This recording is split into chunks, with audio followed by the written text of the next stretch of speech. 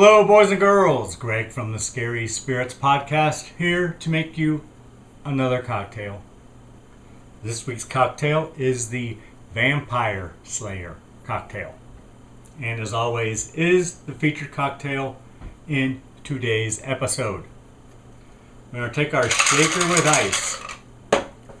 To that, we're going to add 1 ounce Citron or citrus vodka. 1 ounce.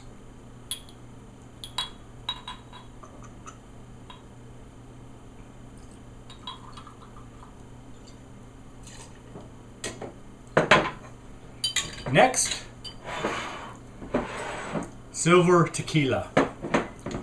1 ounce.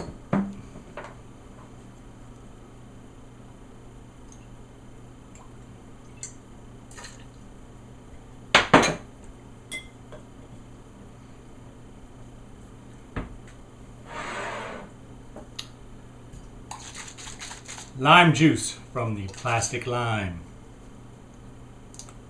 3 ounces. 3 ounces of lime juice. That's a lot of lime, boys and girls.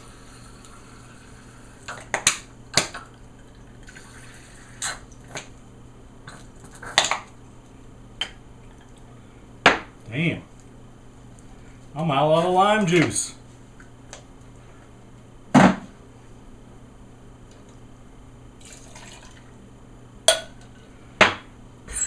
Then we shake well.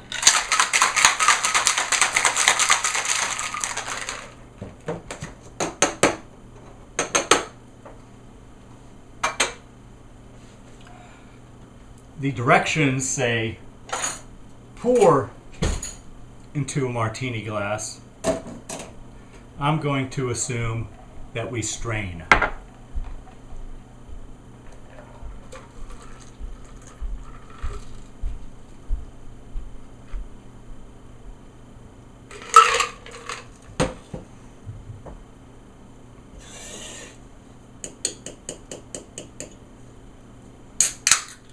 Next, we're going to top off with club soda. It says 3 ounces, but there ain't no way I'm going to get 3 ounces in this glass. So, there you go. And then we stir.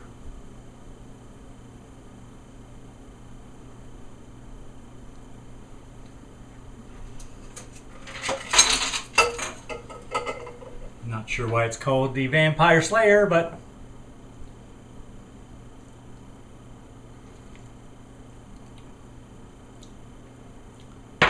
as you would guess, tastes like lime.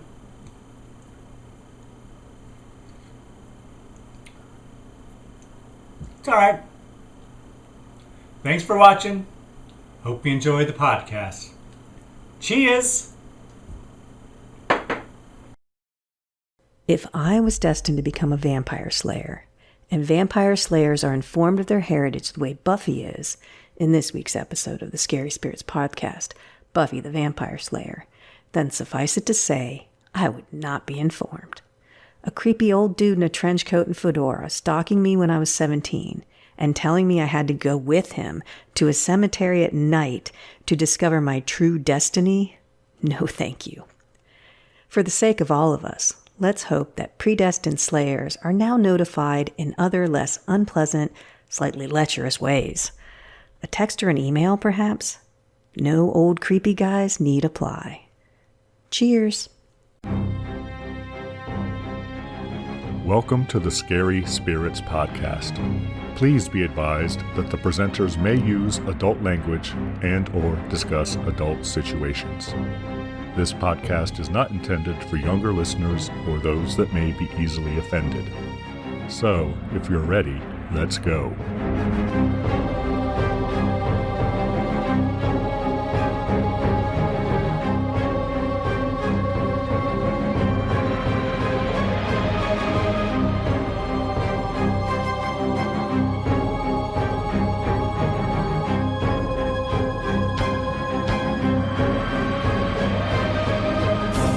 Hello, boys and girls. I'm Greg. Hi, everyone. I'm Karen. And welcome to the Scary Spirits Podcast, the podcast that combines the two very different but highly compatible worlds of scary films and alcoholic spirits.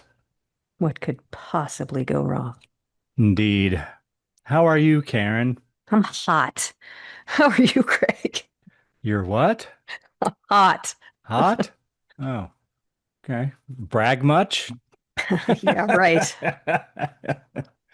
True. I'm good, Karen. Thank you for asking. A little tired, but it'll be fine, I'm sure. I'll put some pep in your step. Karen, was this film your choice? I It believe was. it was. It was my choice. I don't think anyone will be surprised. Probably not between the two of us. And what film have you chosen for us? I chose the 1992 film Buffy the Vampire Slayer. Is there any reason you chose this film from 1982, Karen? Well, I'm timely. It's from 1982, Karen. It's 1992, Greg. Oh, shit. 1992. Sorry. Well, but it came out at the end of July, the 31st, actually, in 1992. And this podcast, if you listen in order, comes out on the 30th, which I was a big fat liar in the last podcast because I kept saying, if you're listening in order, this is coming out tomorrow, meaning Buffy the Vampire Slayer, but it's not. It's a week later. So, yes. Anyway.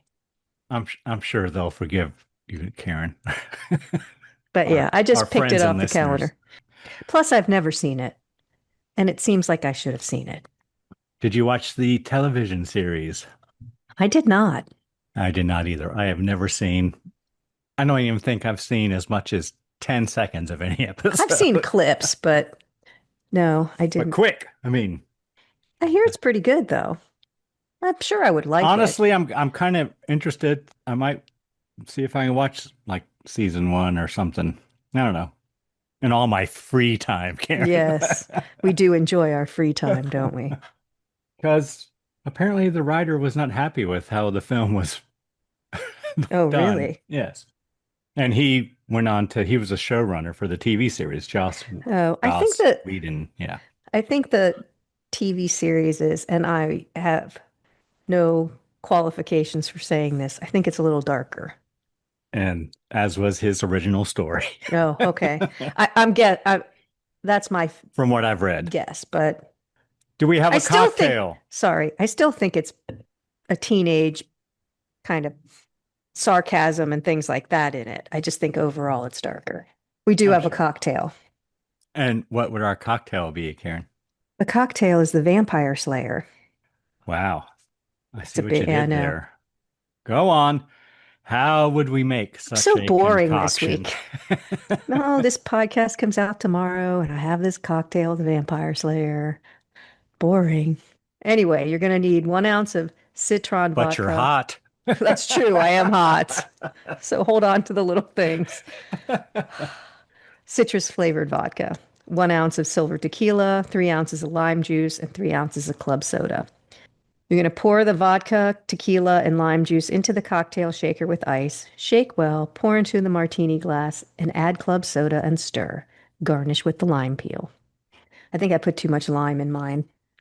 Well, Karen, I know I put too much lime in, and I put in the 3 ounces it asked for. Well, there you go. Okay. Well, maybe I didn't put too much in. That's a lot of lime juice, Karen. It is. I don't know why it's called the Vampire Slayer. There's no way I could fit 3 ounces of club soda and 3 ounces of lime juice with the alcohol in my cocktail glass. It's a martini glass. It's true. All right, So we have less club soda then, because I just kind of filled it up. I've been adding more as I drink it. So, well, yours is you have a larger martini glass than I do. Look at you. That's what hot people have, Greg. Should we give our friends and listeners time to make their own Vampire Slayer cocktail? And I don't know why it's called the Vampire Slayer, but whatever. It's fine. Yeah, just cut back on the lime. Spoiler. And it shouldn't have some grenadine or something in it for blood? I don't know. Or Yeah, rim the glass with blood or something? I don't know. Yeah. Nope. All right. Hold on.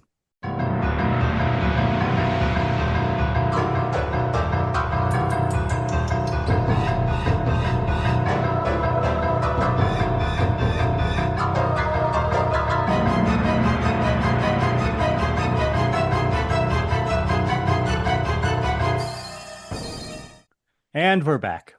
Yes, we are. Karen, might you have a brief synopsis of this film for us? I do. Go on, tell us all the story.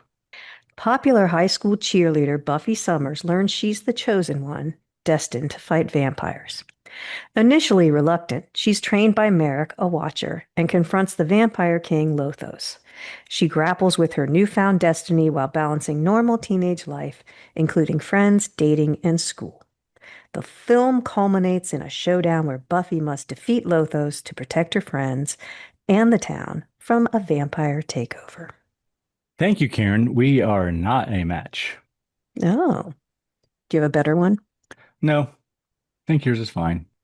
All right, Karen, tell us everything you really enjoyed or were pleasantly surprised by in this film from 1992. I'm sure it's a lot because we've already started ripping it. Well, it's cheeky, so it's kind of funny in places. It's very campy, mixed in with, I think, well, without saying, I think it didn't know which way it was going to go. So there are campy parts and they're funny and there's some funny lines in it. The story's always interesting. You know, a slayer destined to be a slayer must fight the vampires, not knowing what your heritage is and then coming of age and finding out. It's an interesting story. I think the acting's fine. I think it's pretty good, actually. Considering it can't seem to decide which direction it's going, I think that they're young actors. There's a lot of actors in it that were kids and went on to become, I wouldn't say major movie stars, but pretty big movie stars, some of them. It's kind of fun to see them as they're starting out. I think that's all I really have. Do you have anything different or the same? I really didn't write much about what I liked. I thought the makeup was okay. It's fine, you know. The effects okay. What there were of them. There wasn't a whole lot really to it, but they were fine. The fangs were fine. The ears and all the shit, it was fine. Acting was fine.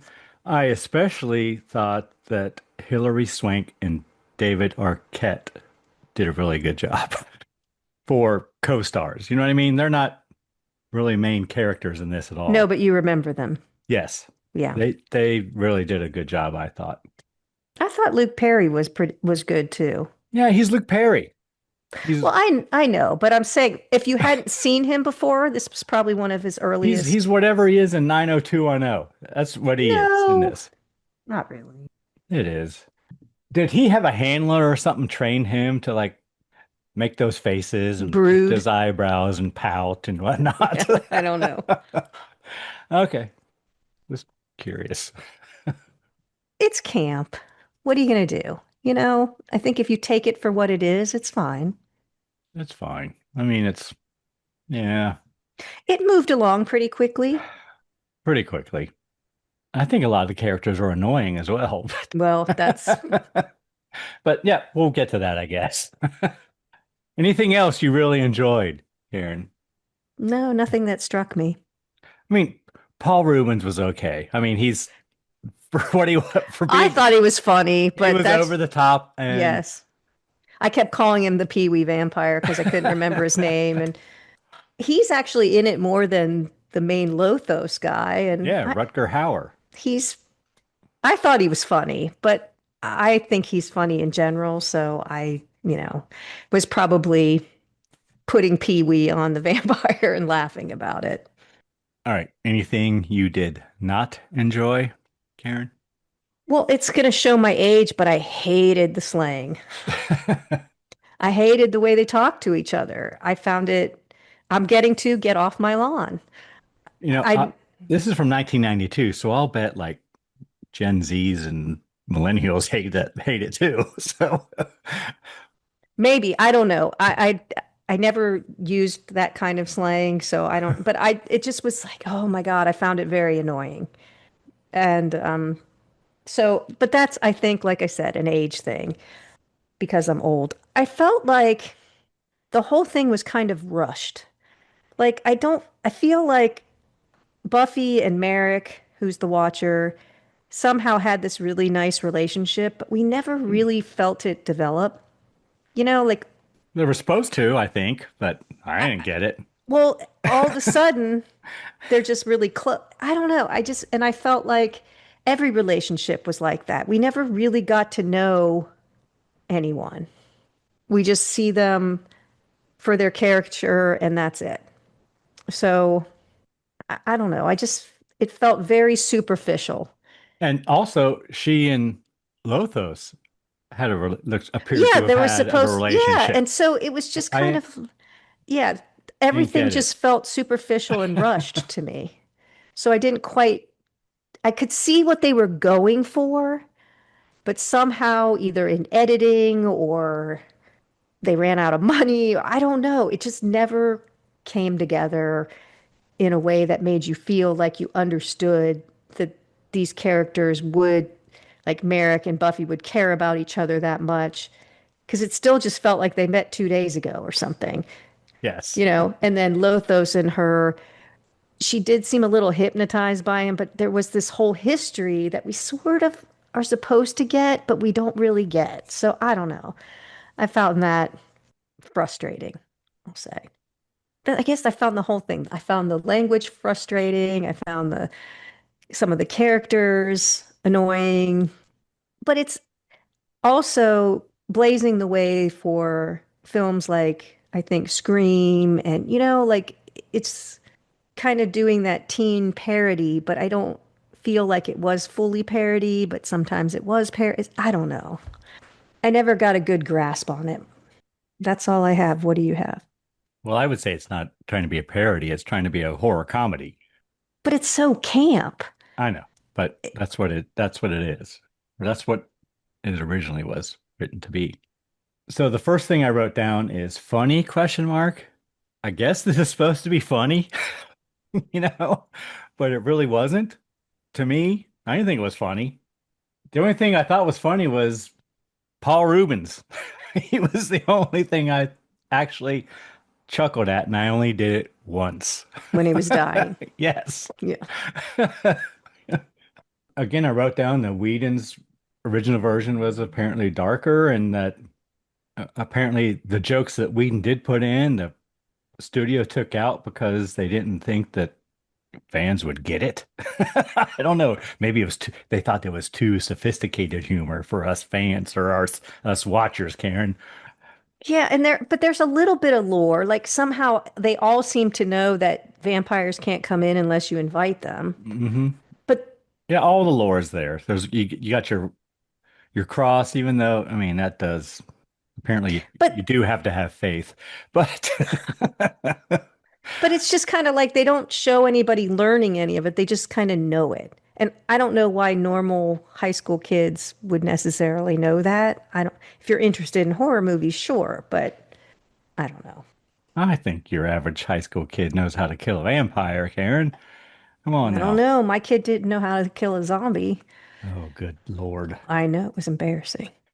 And I didn't really He does like, now. yes. Well, duh. And I didn't really like Rutger Hauer's performance as Lothos. And No, I think he was supposed to be this like sexy dark man, and it just didn't. yes, They and had no I didn't chemistry. really care for that much Paul Rubens' character either. His character. I thought he was funny in the role, but I didn't like his character. You know, That's like fair. your two villains are weak. That's a problem in my book. Yeah, So, yeah, that's all I wrote down. it's very surface. We don't really know anything about Lothos, even though he's been around forever. I mean, we sort of see some flashbacks, but they're just. And the funny thing about these vampires who've been around forever, they die really easily. You know, he could have killed her or did whatever he wanted to do. I don't even know what he wanted to do to her. I guess like make her his I don't know, bride or right? Because something. she's But not ready, and I was like, well, what okay. does that mean? He had plenty of opportunity to do it and then didn't. So I don't understand. I will say, just because I think it's kind of funny, throughout the whole movie, I'm like, and we have some unnecessary gymnastics. And some more unnecessary gymnastics. Like, why do people have to do 3 back handsprings before they kick someone? Just kick them or run over to them and kick them. You don't have to do, you know, It had a back Rocky feel walkovers. to it for a moment there when she was working out and doing all her Yeah. stuff. I mean, we Dun, get dun, dun, dun, dun, yeah, dun, dun, dun. we get glimpses, but it had potential, I would say. More potential than it ended up with. The soundtrack was interesting, I thought. I mean, Yeah, there's some good songs in it. it includes a song from Ozzy Osbourne, Karen, who sadly we recently lost. Yeah. But I didn't recognize it when it played. I had to like look it up to see which one it was. And apparently it's a B-side, Karen. It was a throwaway. So that's probably why I've never heard it. I actually didn't really recognize any of the songs, but there's some pretty big artists in it. Susanna Hoffs and Toad the Wet Sprocket and the Cult, Pantera, but I didn't recognize any of the songs. All right, anything else, Karen, that you did not enjoy? No, it's a teenage film. It's definitely marketed to teenagers in 1992. Yes, I suppose it is. And maybe if I was a teenager in 1992 and I watched it, I wouldn't have been as disappointed. Well, we weren't ancient in 1992, Karen. No, I'm not. No, I just meant if I had watched it when it was marketed to me, Hmm. I would have probably enjoyed it more than watching it now when I'm definitely not the audience for it. Okay. Well, like I said, I may watch at least one or two episodes of the series. The first couple, maybe. We'll see. All right. What kind of cocktail rating do you want to give this film, Karen? It's probably a 3. You think it's a 3? I was thinking 3, but the more you were talking, the more I was thinking it's a 4. But before we started, I thought it was a 3.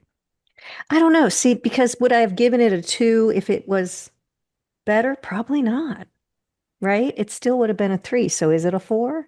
Because it could have been a lot better, I mean, but it's it's still fine. okay. I It's mean, fine. I didn't hate watching it. No, I didn't either. I didn't have to I force myself to finish watching it. I just kept waiting, though, for something to give me something to grasp onto. honestly, going into it, I thought, I'll bet I like this more than think I will, but I didn't. Yeah. So there you go. That's the same. I would say the same. I thought I was going to really enjoy it, and I kept waiting for that moment to come when it would start getting good, and I just felt like it never got quite there. As an old person watching it, I do feel that significantly skews how I view the movie. An older person, just an older person. No, I'm pretty old, Well, you are way older than me, so. of course. All right, Karen, would you like to hear a review from the time? I wish there was a review of some 15-year-old watching it of the time, just to get a real, like, what did you think? But sure, let's hear what you got. First, I have to tell you, this has a 5.7 out of 10 rating on IMDb, a 37% approval rating on Rotten Tomatoes. But, Karen, what do you think us Google users think? That's hard. 74%. Oh, you're so close. Did I go over? No, Oh, 79. no. But compared to 5.7 and 32, that's pretty good. Yeah. Was I didn't leading think me there's any astray. way you'd get it, but Google users are weird. I mean, I think they support the movies they like. yeah, they're probably younger too. I don't know. Review I have is from the Austin Chronicle, dated August 7th, 1992, by Marjorie Baumgarten. And I kind of was interested in this review because I'm like, oh, it's a female reviewer. Maybe, I just want to see if a female has a different take on it. But anyway, she writes, yep, Buffy's the chosen one, all right. Only problem is Buffy's chosen to shop. Valley Girl Buffy is a high school cheerleader whose biggest concerns until Donald Sutherland comes into her life are thinking up a theme for the senior dance. It's Hug the World, by the way, and shopping. An example of Buffy think, quote, excuse me for not knowing about El Salvador, like I'm ever going to Spain anyway, unquote. Yeah, they do her dirty in the beginning. Like they make her out to be stupid, but she's obviously not stupid. So it was, Buffy the Vampire Slayer is a fun movie, so much better than it has to be, and so much better than you expect it to be. Buffy is to vampire movies what Valley Girl is to Romeo and Juliet stories. A fresh reworking of an old formula staged by up to the second California teens. Generically, though, Buffy's really more of a comedy than a vampire story, more in the tradition of something like Polanski's Fearless Vampire Killers or the campier Hammer or Corman horror films. And more than any of those things, Buffy's actually more of a girls' empowerment story, along with the lines of a She-Ra or Michelle Pfeiffer's Catwoman. I kind of see that. At the start, Buffy's a vacuous Beverly Hills teen whose only ambition in his life is to, quote, to marry Christian Slater and die, unquote, until she discovers her true historic destiny as a vampire slayer. And honestly, goofy as all this is, it's rather nice to see a young woman in the movies discovering her true calling and identity. Logically, the problem with the story is that Buffy goes from empty-headed cheerleader to fearless ninja warrior practically overnight, and you suspect that her fashion sense still outweighs her common sense. Other nifty plot elements are introduced only to be abandoned. Still, the script by newcomer Joss Whedon and direction by Fran Rubel Zuzi, her first feature following her Tokyo Pop debut, have enough wit and verve that these lapses don't ever impede your enjoyment. Also, in the same vein as Valley Girl, Buffy is buoyed by a swell soundtrack. That's a swell soundtrack, Karen. yes. Featuring artists like Matthew Sweet, Susanna Hoffs, The Divinyls, Toad Wet Sprockets, CNC Music Factory, Ozzy Osbourne, and others. And a core of good acting. As the mentor and trainer of all Slayers throughout time, Sutherland is appropriately gothic, seeming as if he's wandered in from another century, which he has. Rubens is humorously ghoulish as a one-man minion to the head vampire. Rubens, as Buffy puts it, is having a, quote, bad hair day, unquote, but still manages to milk the most out of the meager part. For further proof, make sure to stay seated until the end credits finish rolling. That way you won't miss Liz Smith's cameo either. Did you watch until the final credits stop rolling, Karen? I did. And the wonderful and too little seen Candy Clark is once again too little seen in two brief walk-ons as Buffy's mom, though she scores two of the movie's most potent one-liners in those brief scenes. Christy Swanson has a great line delivery, even if she is a tad too old to be a believable high schooler. Only teen heartthrob Perry disappoints as he strikes his one-note rebel poses.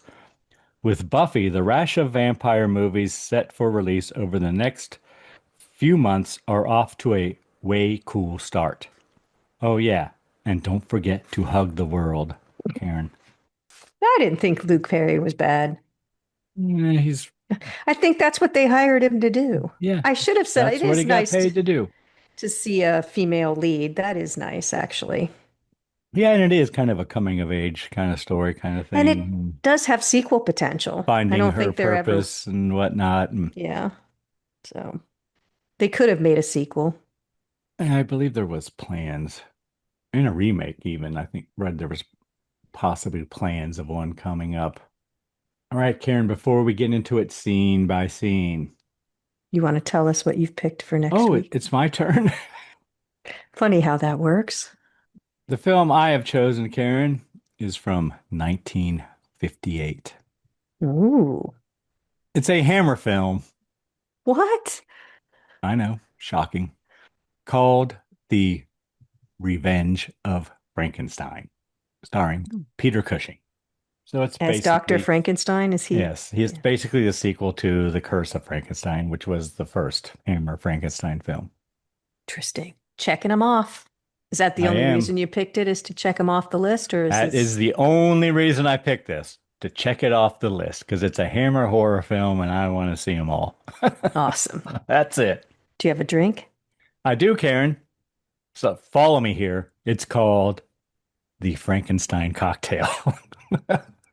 Is We're it going to green? need 1.5 ounces of vodka, 1 ounce of sour apple pucker, There you go. It's green. 4 ounces of Sprat, 2 to 3 drops of green food coloring, optional to make it even more green. Quarter cup black sanding sugar sprinkles, or just black sprinkles, whatever. And 2 to 3 tablespoons of corn syrup. Oh, so we're gonna rim the We're going to glass. rim the glass.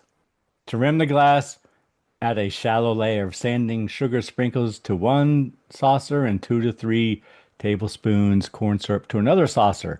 Dip the rim of the glass into the corn syrup lightly, then dip into the sprinkles until you get a nice layer on the glass. If the sprinkles try to run down the glass, you may have a bit too much corn syrup. You can rinse the glass and try again, or just use a paper towel to push the sprinkles back up into place, or just leave it. For all I care, I'm adding that part. Then we're going to fill our glass with ice. Then we're going to pour in 1.25 ounces or 1.5 ounces vodka, 1 ounce sour apple pucker, and 4 ounces Sprite. Give the drink a stir and enjoy. I like a good mixer. I think it's gonna be good. Yeah, I like sour apple pucker. I have it. I gotta go get some Sprite though. Yeah. You only had 7 Up last time. That's just wrong. I know. Now I used the last can of that, Karen. All right. That'll be next week. Are you ready to get into Buffy the Vampire Slayer scene by scene? Let's go. Buffy the Vampire Slayer from 1992, rated PG-13 for flashing lights, violence, alcohol use, smoking, foul language, and sexual content. Not near enough, I would say. Almost all the good ones. No nudity, though. I did watch it on Amazon. Did you? I did as well. Film starts, we have credits. We have words to read. Europe, the Dark Ages. Well, there's a narrator. There's a narrator. Yeah.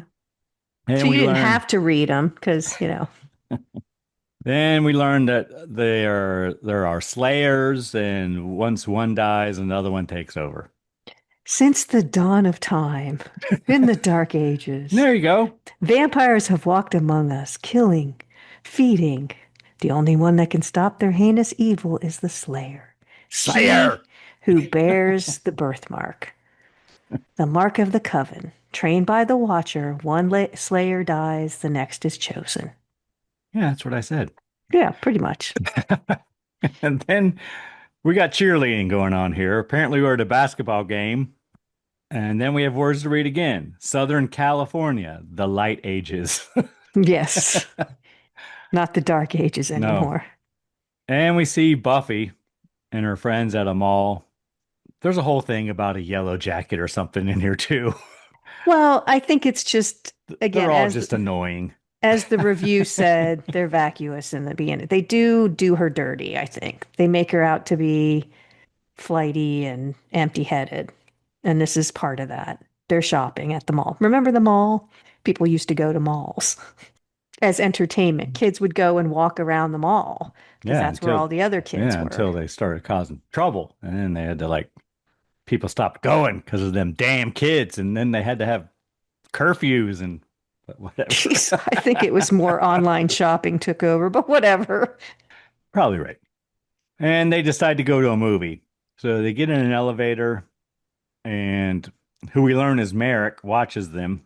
He pushes the button as the doors close in, and he's what is he? The Watcher? The Watcher. And he's in a fedora and a trench coat, and he's staring. It's creepy. He is creepy. Not in a gothic creepy kind of way, like in a ick yucky kind of way, that he's this old guy in a trench coat watching these 3 or 4 young ladies. Girls, yeah. And he watches them as they leave the mall. Then we cut to them in the movies, and they are loud. Yes, I would have been annoyed by them in the movies. And I called Luke Perry the whole time. from the movie. I don't even know what his name is. Pike. Oliver Pike. Oliver. Did you know his first name was Oliver? No, I only knew his name was Pike. Pike. So they're sitting behind them and they're annoyed by their loudness. And Yeah, so Pike and his buddy Benny are sitting behind the girls and they kind of get into it. But they're all annoying in the movie. So, Hello, boys and girls. Karen and I hope you are enjoying the podcast. You know what I think can make your listening experience even better? A delicious themed adult beverage. You can find all our drink recipes on our website, scaryspirits.com, in the recipe den. Tune in every Wednesday and join us for a drink. Now, back to the show.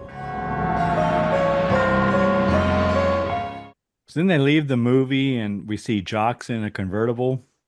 And apparently the driver is Buffy's boyfriend because she leans in. oh, Jocks. I thought you meant like Jacques. Like I thought you Jocks. Jacques is in a No, convertible. Jocks. Yes, a bunch of jocks are in the convertible and her boyfriend is driving and she leans over and kisses him. Putting her ass right in the passenger's face. Yeah, and I think as after you read that review, it's interesting because now you can see, I mean, her whole world, even when they open on the cheerleading, she's looking at her boyfriend. It's like her boyfriend's the most important thing, and then we're going to see her evolve into becoming this person on her own and independent and all that. You can sort of see it here, but again, it just kind of gets lost in the whole thing. Yeah, she kind of outgrows her friends. Yeah. in this, but You can see the evolution of her without them. and they make a note that there's a full moon. But again, that doesn't mean anything. No, apparently not. And then we see one of the guys is being followed, and this is when we see Emil, right? Paul Pee-wee. Rubens, the vampires, kind of like following him. Then we cut to news reports on the TV. Body found marked like a hickey on their necks. Yes. Next thing I wrote is Buffy and boyfriend kissing. Are they I think they're at Buffy's house now. yeah, in Buffy's house? Because Yeah. Buffy's parents are leaving and they start kissing. The one thing I did notice is a very old Doritos bag. They were having a snack. Then we cut back to the Dark Ages, right? Yes. We see vampires and it looks like Buffy, right? Yeah, I think it's It's her her. It's Christy Swanson, ancestor. right? Yeah. Yeah. And then we see that she's dreaming. Yeah, because I said, oh, Buffy is dreaming about old-timey Buffy. Yeah. And then Amelin, the vampire, we see him kissing a hand that rises from a coffin in some hidden lair. I don't know. Yeah, again, it's just all the sudden. Like, couldn't they have shown us where he was? The lighting was kind of cool. It was all lit up red around where he was, but lost opportunities a lot in this movie, I think. It looks like 1990 though. Yeah. Okay. No, but I'm saying we could have seen where was he? I mean, it'd been kind of cool if he was in the basement of the mall or something. Like where was it? We don't have any idea. Then we see Buffy and her girlfriends there planning the senior dance. And they're trying to come up with the biggest threats to the environment because they need to make a theme. Apparently Well, it's the hug biggest world. threats to it's interesting that the environment was an issue back then and is still an issue, but they're trying to come up with themes that it has to be socially conscious, is what they said. And they come up with some ridiculous things. They settle on taking care of the earth. Yep. Then we see them in a coffee shop, I believe. The girls. I wrote Luke and David arrive, which is Pike and Benny. Pike and Benny arrive, and they appear to be drunk, and they introduce themselves, and apparently they have enough for a hot dog, and David makes a lewd gesture, or Benny makes a lewd gesture to Buffy with the hot dog, and she cuts it Yeah. with a knife. So then I guess Pike and Benny leave. They're walking through the park or a park at night, and they're talking about Buffy, as you do. And then Benny looks over like this wall, this cliff, and I think he sees Amelin down there. I think Amelin floats up, doesn't Yeah, he? he does float up and he bites Benny because Luke They're is passed drunk. out. Yeah, they're so drunk that Pike passes out on the ground and Benny's bitten by Amelin, who has risen up from the big dark crevice that we saw. Like it's a cliff. Yeah. And then Merrick comes along, Yeah, Merrick comes and picks up Pike. Pike. Then we see Buffy practicing gymnastics. Merrick arrives and he explains he's been looking for her and talks about her birthright and he wants to take her to the graveyard. Well, and she's like, "Well, what birthright? Is it a trust fund? Because I would like a trust fund." And then he's going to show her a birthright, and he's like, "Come with me to the graveyard." And I was sitting there and I'm watching this, and I thought, I would never fulfill my destiny. Because if some creepy old dude came up to me when I was 17 years old in the school and was like, "Come with me to the graveyard and I'll show you your destiny," I'd be like, "No fucking way." Yeah, Like, no way. There's no as way. any normal person would. You know, I wouldn't, first of all, he's creepy. They saw him staring, following them at the mall, basically. So right there, you're like, what are you doing here, you weirdo? Second of all, And that's how she starts. sort of, but she doesn't really resist. She just goes to No. the graveyard, you know? And I'm like, that's just not good decision making. I Yeah. would never know my destiny because there's no way I would do that. Merrick tells her she's the chosen one and that there are vampires. And he talks about her birthmark or her mark or whatever. Yeah. And she says, "Oh, you mean that mole I had removed?" Yes. And apparently Merrick tells her about her dreams. He knows a lot about her dreams. They talk about Lothos and that she always fights him in her dreams. And she eventually decides to trust him because he knows her dreams, even though she hasn't told anybody her dreams. But I still don't think I would have trusted him. Hell no. But they go to the graveyard, Karen. Yep. She does at least say, "I can't believe I'm doing this." She does. But at the same time, what are you And doing? he takes her to a grave of a guy who died like 3 days ago or something. Yeah. Does he give her a spike, a wooden spike? He gives her a stake and a knife Okay. or a hammer, maybe. I couldn't tell what it was. Okay. And he says they're going to wait for the guy to rise. So then we cut back to her friends, and one of her friends is wearing the yellow jacket, which was such a big fucking deal at the mall. And then back at the graveyard, the guy in the grave rises, Yeah, as so why did does we have to go back to the school and see the I don't yellow know. jacket? And I don't know. but yeah, the guy, it might be a cross she has and a stake. I don't Guy know. rises, as does another woman, who's buried right under where Underneath Buffy is Buffy, yeah. standing. Buffy kills them both with a stake through the heart. So then, cut to Benny going to see Pike, and of But course Pike he's is a so vampire now. yeah, so Benny is. we cut to Pike and he's listening to a song. It's on the stereo and it's "I Fought the Law." I didn't know if it had significance, so I looked it up because I thought maybe it would come back around or something. It doesn't. But Was it anyway, was it Johnny Cash or was it a different one? no, it's The No, Clash, no, isn't it? it's Mary's Danish, Okay. whatever the Well, hell that is. it's a song about a criminal's defeat by the justice system. The iconic line, "I fought the law and the law won," encapsulates the song's theme of inevitable consequences for breaking the law. The song has been covered by numerous artists, including the Bobby Fuller Four and the Clash. So the song was written by Sonny Curtis in 1958 and originally performed by the Crickets. Buddy Holly in the Crickets. Yes. There you go. It just tells the story of a person who commits a crime, likely a robbery, and ends up in jail. The Clash released their version in 1979. It's a punk rock interpretation. That's the one I knew. Shit, I don't even know if Johnny Cash did it.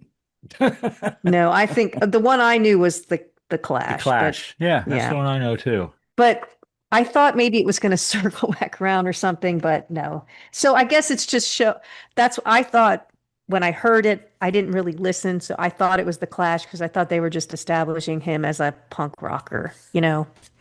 Not a cheerleader, not a jock, one of the outsiders of the popular school kids.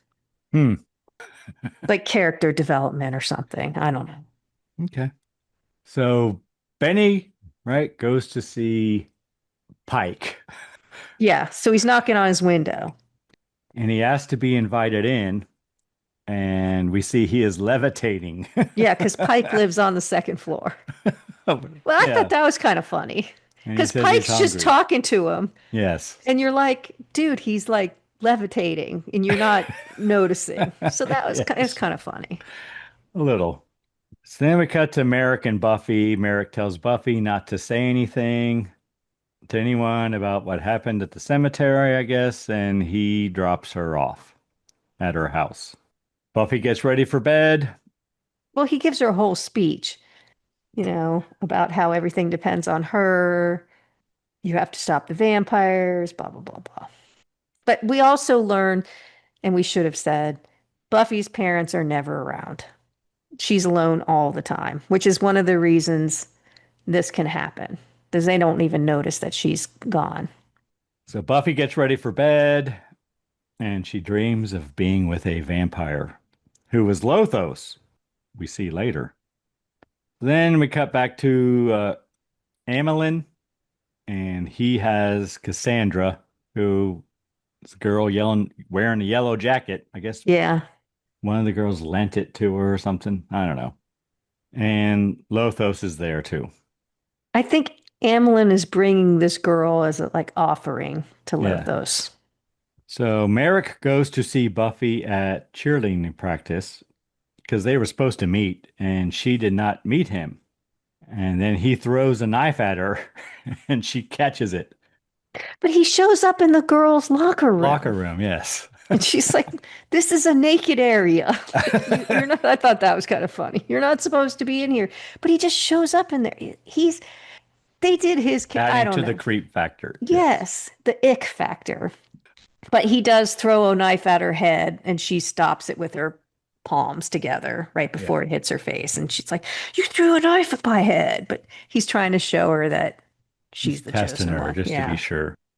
And she punches him. Yeah. And it would have been bad if she wasn't the chosen one, but whatever. Yeah. Okay. Yeah, for real. So then we cut to this is the Rocky portion where Buffy is working out on a heavy bag and kickboxing, and In this Merrick house is training her, and that looks like it's a 17th century mansion or something. It's like a castle or something, but we never see. Where are they? Where is well, it was this? filmed in a hotel, apparently. But where? But I don't it's know. all dingy and LA. dusty and, So, but we see this kind of montage, but we also see her a little bit later. She's late for school. She's tired. So apparently it's going on and on. But the way it's filmed, it makes it seem like she trained for 24 hours and she's ready. Yes. It doesn't. I'm not even sure she changed clothes. She's wearing the same clothes the whole time. It was just weird. So next we cut to Buffy meeting with her principal, and he's concerned about her. There's something going on. He thinks it's drugs, and then he tells her all about the time he dropped acid at a concert. I don't know. But she does pick a thumbtack up off his desk, and there's a fly buzzing around. She throws the thumbtack and pins the fly to the wall. I thought she spitted at it. She put the Oh, did thumbtack she in her spit it? mouth, and then she Oh, maybe she. I didn't notice that. nailed I didn't know what it was. I wrote a spider, but it could have been a fly. I have no idea. It was a fly because it was pretty buzzing quick. around. Yeah. So then we cut to Pike, and he wants to get out of town, Karen. He's driving the mystery crazy. machine. Yeah. He has a van that looks like the mystery machine. So then we cut to Buffy in an alley, I wrote, and then she starts to get a cramp, Yes. So there's some weird. Yes. But she's also, what she's singing she starts singing feelings. Feelings, yeah. But she's trying to set a trap. She's like, she changes the words that she's all alone. But did you know it was Morris Albert who originally sang the song Feelings? It was. I did not, Karen. He released it in 1974 as a single and included it on his 1975 album of the same name. The song is known for its whoa, whoa, whoa chorus and lyrics about trying to forget feelings of love. That was a very popular song. People used to sing that all the time. Yeah. So she's in the alley, vampire jumps her, and she kills him. Yeah. Merrick comes in and clicks his stopwatch. He was timing her. And he's not happy either because if there had been more than one, he says you would have gotten hurt. One vampire is a lot easier to kill than 10. And she felt cramps and she's sick. And Merrick tells her about her cramps and that she can use that to her advantage. That's how she knows. And we learned that he is not a slayer, but they do bond here. This is bonding between But Merrick it's and not Buffy. enough. And she does say, oh, great, my secret weapon is PMS. That was pretty funny. It's an alert system. I'm like, what a crappy alert system. But anyway. So then Pike has problems with his van. Amelin and two other vampires arrive. Pike runs over two of the vampires, but Amelin holds on to the van Yeah, as so the van won't start. It's the old, here come the vampires. He knows. Does he know at this point they are vampires or does he just, I think yeah, he I'm pretty does. sure he knows. And it won't start. And I'm like, he's going to flood that car, because anyway, he finally gets it to start. He runs over two of them and then Pee Wee's on the hood or Yeah, on the top. Yeah. Amelin holds on to the van as Pike drives. Pike tries to shake him off. Amelin puts his arm through the roof, and then a tree knocks him off, and he loses his arm in the process. Yes. It falls into the van. Pike crashes into a tree. Then he fights with vampires. Buffy arrives and stakes him. With his guitar, I think, right? Doesn't she make a stake out of his guitar? Oh, I don't know. His Gibson guitar did go flying through the window, though. I was Yeah, very she concerned. used it to make a stake. Okay. So then Merrick arrives. Buffy takes Pike to her house. She tells him about what has happened to her and she invites him to stay there. And right here I wrote, love connection question mark. Yep. It's starting. Then we cut to Lothos. But she says you can have the guest room, and he says he's just going to wait till the sun comes up. He's a little traumatized. Cut to Lothos scolding Amelin. And he says he's going to his bedroom or whatever, but he takes a cat for a snack, Karen. Yes. Next day at school, apparently everyone's talking about Cassandra. I guess she was the girl in the yellow jacket that got Yeah, that was the snack, I think. killed. One of Buffy's boyfriend's friends slaps her on the ass as she's walking by, and she kicks his ass. Yes. Everybody stares at her. Everybody's like, what is going on? All right, basketball game. One of the players is a vampire, Karen, apparently. Yeah, nobody seems to notice. No. Buffy's cheering. It's getting late in the game, and the coach puts the vampire in, and he levitates and slam dunks the ball. I think Ben Affleck's in one of these He scenes. is, Yeah. as an opposing player. Buffy recognizes he's a vampire, and she runs out there and trips him and runs after him. She steals a motorcycle To chase him. Yeah, from a chase him. gang. She rides past Pike, who luckily has his own motorcycle he is sitting on, or Yeah, the has dirt with him. bike. Yeah. So he chases after him, and I think they end up at the place where they store the Rose Bowl parade floats, because it says Pasadena. Pasadena parade floats. Yeah. So, Yeah. And that's the Rose Bowl, right? yeah, I think so. So she meets the vampire, who's like a classmate of hers, and Well, she's cramping, so she knows they're close. yeah, but she tries to reason with him, like saying, "Don't you know me? I'm Buffy." Blah blah blah. Pike arrives and stakes him, and then they fight two more vampires, and then I wrote, "Definitely a love connection right here." Yes. They're staring deeply in each other's eyes, Karen. Yep. Lothos and Amelin arrive, and Lothos hypnotizes her, gives her the vampire eyes, Karen. Yeah, I guess. Merrick arrives, tells Lothos she is not ready for him. And Lothos just leaves. Yeah, like she's not ready, so they leave. I was Well, like, they do stab or they do they, stab Merrick through the heart first, but yeah, yes, then they just leave. She's not ready, he says. it was weird. That whole scene was weird. So then I guess we cut to, I think Buffy's going through Merrick's things in his place. I don't know. She's crying. I did write there's a nice shot here because the camera pans up above the chandelier and Luke Perry is staring into the window and we see his silhouette and Buffy's on the bed crying.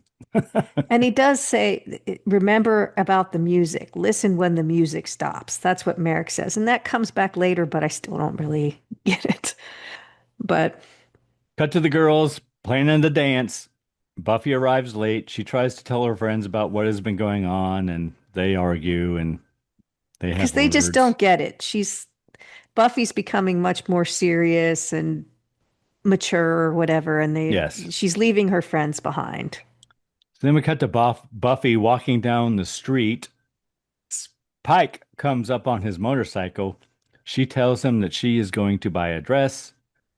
She blames herself for Merrick's death, and they argue. And Luke spins spins his wheel and rides off on his motorcycle Because he's saying, because how he's a can, bad boy. right, and the dance isn't important, and what are you doing? The dance is stupid. And she's like, but I want to go to the dance. And she's upset about Merrick, and she says, I'm in way over my head. I'm just done. I don't want to do it anymore. So then we see Benny coming out of a photo booth, and he knows Buffy's name now, and the photos come out, and they're all, of course, blank because Okay, but okay, I was very confused because we had the scene before where Lothos was with Merrick and Buffy, and Merrick says she's not ready. So doesn't Lothos know who she is?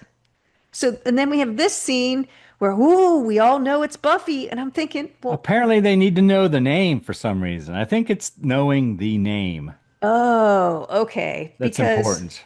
But I I don't was like, know. I don't know. they were just with her. They know who she is. Like, Well, how they know what hard? she looks like, but they don't know her name, I think. That somehow that's important. All I right, I don't guess understand it.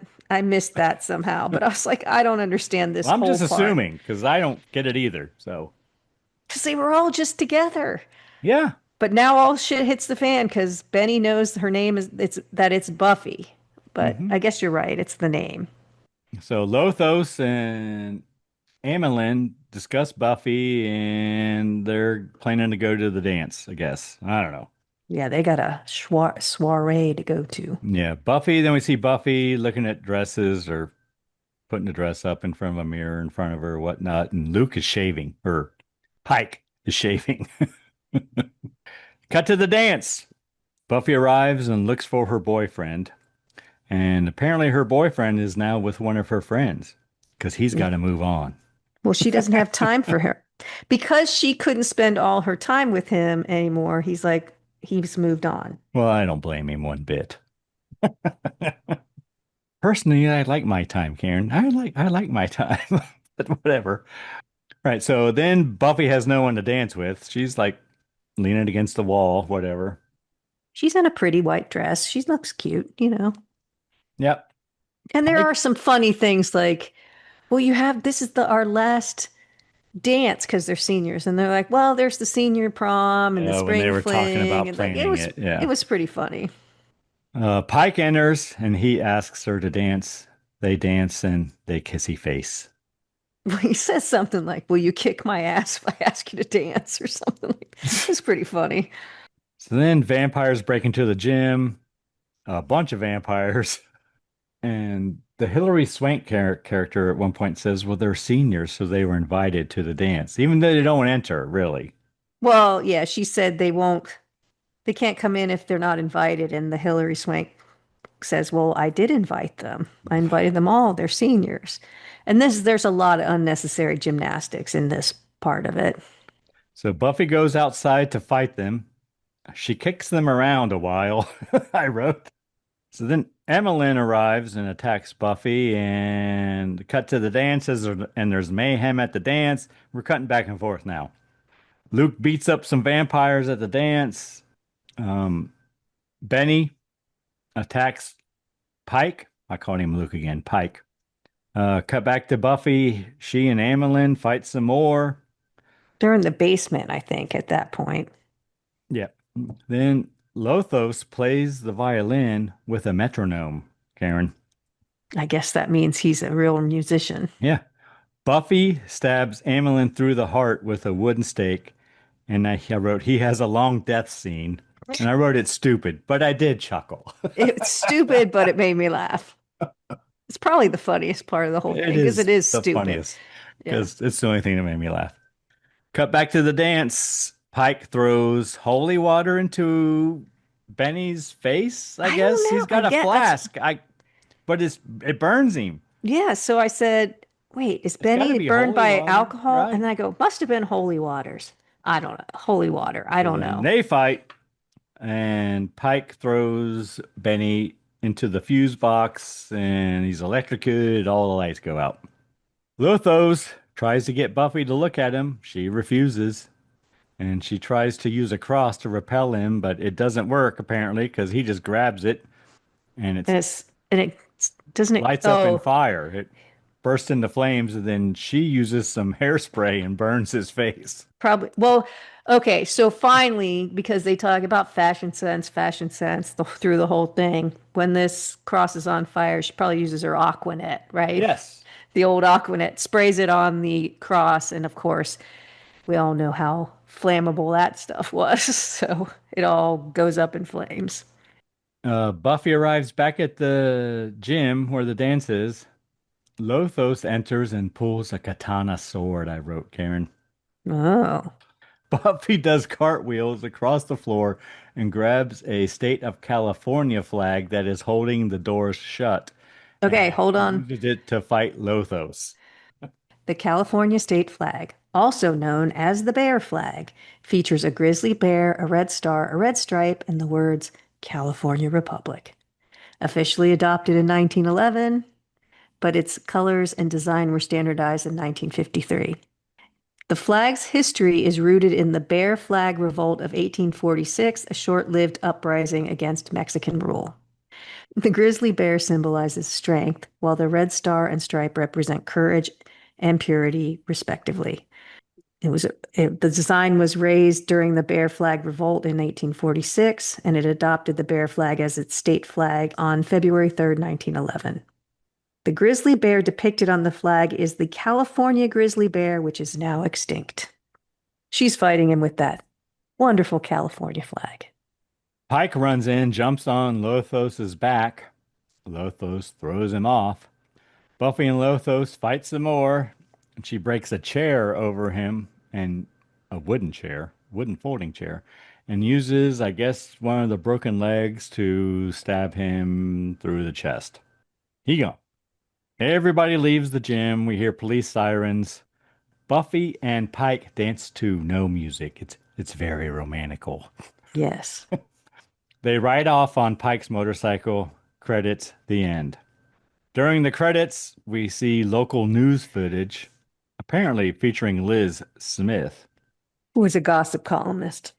And then we cut to Amelin finally dying. He's still kicking the wall and saying ouch or whatever. The end. All right. What did you think of your Vampire Slayer cocktail? It's not bad. I would reduce the lime by at least half. I would as well. And you're right. I would drip grenadine in it or something. Or rim the glass with pizzazz it up a little bit. It doesn't have anything sugar syrup. I don't know. It makes me wonder. I mean, it's called a Vampire Slayer, but what else could it be? Does it mean something else that I don't know? Because it doesn't seem to have a. Who knows? But yeah, I would jazz it up a bit if you're going to serve it for Halloween. I mean, if you're just sitting on lanai, it's fine. Anything we learned today? We learned about Morris Albert and the song Feelings. We learned about the California state flag. I Fought the Law, that song. Somewhere in that movie, there was something about the Doobie Brothers, because I have Doobie Brothers facts, but we never Oh, yeah, mentioned that's it. where the principal was dropping acid at the Doobie Oh, Brothers at the Doobie concert. Brothers concert. Oh, well, we can just add it now. Do you know what their biggest hit of all time was? Blackwater. That's number 5. Any other guesses? See, I know their songs, but I don't necessarily know the titles of them. I know, right? Number 5, Taking Blackwater. it, something about taking it to the streets. That's probably up there. Number 4, Long Train Runnin'. Number 3, What a Fool Believes. Number 2, China Grove. Oh, And yeah. number 1, Listen to the Music from 1972. Okay. And that's all I've got. I talked a little bit about Ozzy Osbourne's song in the film too. So, all right. Anyone you need to thank this week, Karen? Well, we need to thank our listener. There's a lot of podcasts out there. Thank you for spending time with us. What about you, Greg? Who do you need to thank? Karen, I am going to thank our friends and listeners in the province of Manitoba. Wow, that's random. Okay. And of course, the band Verse 13 for providing all the music in the Scary Spirits podcast. The music definitely makes the podcast better. Anything else, Karen? Please drink responsibly. Yes. Hey, it's Karen, and I'm here to talk to you about getting social with us. Did you know you can follow us on Facebook, Instagram, and YouTube at Scary Spirits Podcast? Or check out our website, scaryspirits.com. If you have something to say, email us at info@scaryspirits.com. And as always, thanks so much for listening. Please drink responsibly.